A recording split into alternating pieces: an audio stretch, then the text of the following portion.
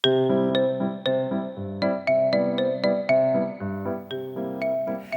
家问千万字，就讲要跟大家做伙来捌一字。今仔日要甲大家小解这一字，咱做伙来看到这读做初，吃乌初第一条，读初这是读文音，初代表代志时间拄开始，咱讲初，像当初、起初、初初。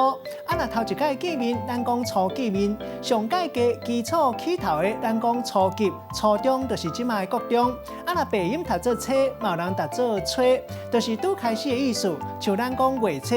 另外，旧历一个月头前10天，咱讲初一到初十，带大家做伙来小解两个词。头一个读做初九，代表讲拄开始交际。咱会当讲是初九的朋友，嘛会当讲是季节时间的交接，像讲初九春。第二个词读做初起，代表代志拄开始发生。咱用一句话来举例，甲这两个词夹做伙。譬如讲初九春，春天初起，天气黏咪凉，黏咪寒人，爱特别注意天气变化。今仔日小解这一字读做初，这是文音；另外鼻音读做初，也是吹提供予大家参考。